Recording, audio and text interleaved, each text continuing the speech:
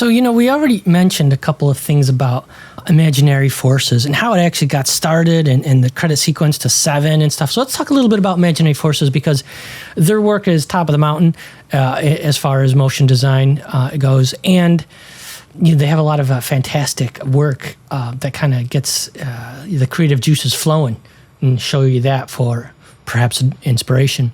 It's a creative studio and production company that creates and develops content for commercial advertising, digital, and interactive platforms. Feature films, of course, and film marketing. This is really one of the premier motion graphics and design companies in the world. Founded in 1996, made up of around 70 artists and creative professionals, directors, designers, writers, animators, editors, producers, working in studios in both New York City and Los Angeles. They're responsible for literally hundreds of TV and film credit sequences. More often than not, you've seen their work and not even known it was them. Their body of award-winning work includes Emmy-winning main titles for Mad Men, which we've seen, as well as the acclaimed opening sequence for Boardwalk Empire, which we've analyzed in our previous sections, The Pacific, Nurse Jackie. Main titles and content for films like Transformers, Twilight Saga, Eclipse, 500 Days of Summer, Terminator Salvation, 7, of course, Minority Report. In the commercial world, they've directed and produced, spots for, Pepsi and Microsoft and Chrysler and Google, and created brand identity for networks like USA Network, Lifetime, Discovery, Hallmark Channel, all kinds of things. And experimental design as well. Special venue projects for like the MoMA, Museum of Modern Art, and Lincoln Center, the Oscars, Victoria's Secrets. They're really all over the place, which is just great.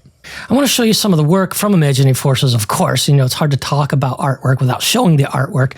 But I also want to show you this great clip where they actually talk about their inspiration. Naturally, they talk a little bit about Saul Bass, and all roads kind of lead back to Saul when it comes to motion design and credit sequences, stuff like that. But also a lot of kind of profound, perspectives on the industry and credit sequences. So take a look at some of the artwork from Imaginary Forces, as well as a bit of an interview from them on their work process and their inspiration. Check it out.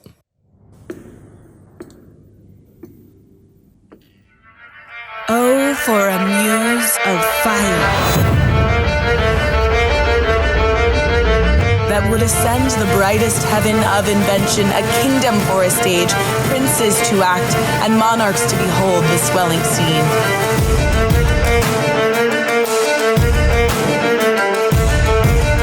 Then should the warlike Harry, like himself, assume the port of Mars. And at his heels, leashed in like hounds, should famine, sword, and fire crouch for employment. But pardon and gentles all, the flat unraised spirits that have dared on this unworthy scaffold to bring forth so great an object. Can this cockpit hold the vasty fields of France? Or may we cram within this wooden O the very casks that did affright the air at Agincourt? Oh, pardon, since a crooked figure may attest in little place a million, and let us, ciphers to this great account, on your imaginary forces work.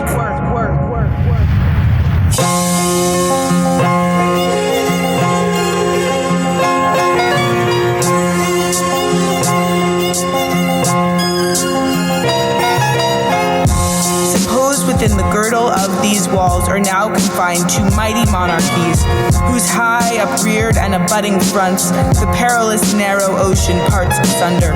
Piece out our imperfections with your thoughts, into 1,000 parts divide on man, and make imaginary puissance.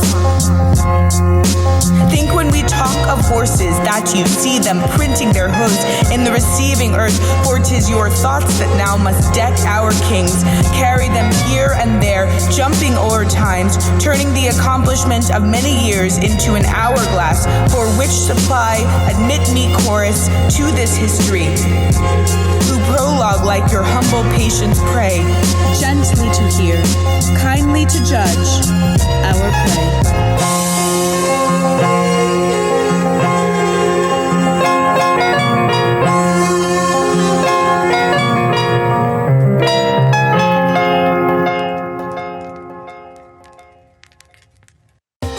think title design's like a curtain, like when you're in the theater. When the curtain gets up, there's a moment of anticipation. I think it draws you from your everyday into this fantastic world. It's a movie inside of a movie, and it's always been something that's fascinated me. I mean, that's such an important time. The movie starts, and it's a very precious little moment there that really can't be wasted.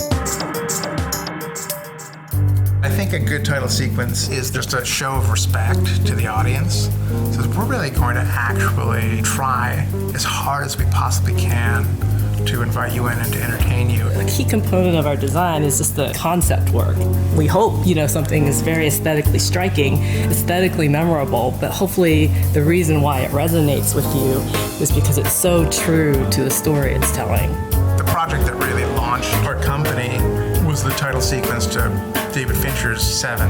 What Fincher needed was a formal expression of what he was going for, not so much to mirror his style, but rather to reinforce his style, but in a completely different language. You hope that a television series lasts years and years, and that whatever sequence you're coming up with would have a lifespan that encompasses the bigger ideas within the story. Mad Men's a perfect example, right? What happened is that show became part of the culture, and the title sequence became part of the culture, and that final image of Don Draper with his arm draped over the back of his chair became the iconic image for the show. We're not out to duplicate what the director is doing in the film. Sometimes it's wonderful to have that contrast at play. The sort of highest compliment is that the title really is of the movie, and that the movie can't exist without the title sequence and vice versa. I mean, that's always really what we're going for. Building the anticipation for the audience at the beginning of the film before they see anything is so much fun. In Zombieland, the challenge was really about bridging design and filmmaking. It was directed by Ruben Fleischer, and he was taking an approach that we understood in terms of bringing type into the film in a real integrated way. We were responsible for the whole intro. So the whole beginning required a lot of design thinking. Eventually, everything clicked. That this was going to be these beautiful slow motion shots of zombies all around the country killing people, and then integrating the type in the same way. So having them move in that beautiful balletic style. So you have this grace to it, and at the same time, it's horrific. I think from the beginning, Ruben also wanted to have the rules be typographically featured within the film. So the solution for that was to have the type interact and be a part of the scene, and so in a sense become a character. What we really discovered is that we didn't want to overpower the image. The images were so fantastic. So we didn't want to have the font do so much of that work to say like, hey, I'm funny, I'm a funny font. It didn't need that. It didn't need to be sort of slapped in your face. I remember seeing it in the theater and people laughing at the way that the type behaved. That was just a really gratifying moment to see that type can entertain in that way.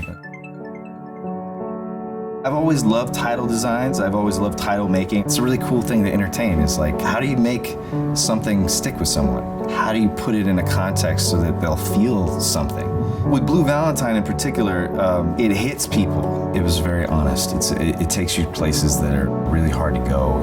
One of the things I wanted to get across in the title sequence was that there was love, that it did exist, and that even though it was harsh and it was a hard thing to watch them lose their love, it still existed, and it didn't devalue that. They had always planned to have fireworks at the end. The DP shot the fireworks. Derek just kept on saying, I want more out of focus, more out of focus, more out of focus. And so finally, they just took the lens off the camera. And so the real beautiful bouquets, I mean, it's just the camera, and it looks magnificent to me. I edited that by itself. I found the music, and I did something that was a rhythmic ode to the film, but it was purely rhythmic. We had one of our test screenings, and right after it, the writer came up to me and she said, you gotta do something with the end that's nostalgic.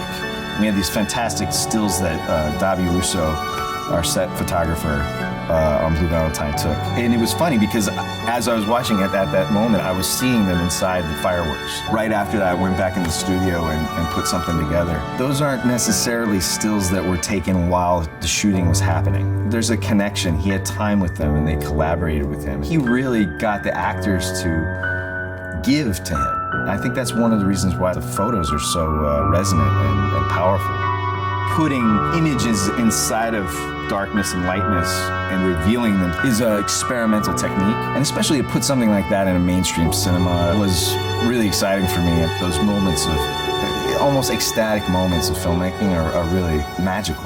That moment of mystery at the beginning of the film, it's your only opportunity to really get the audience into the story. Images in motion, they're by necessity a story because they're happening over time. For me, the first explosion is like, I'm going to tell you a story. It's not going to be in words, but it's still clear that there's a story happening. When everything all falls into place and becomes sort of part of your experience of the show, that's when design becomes filmmaking, right? Storytelling.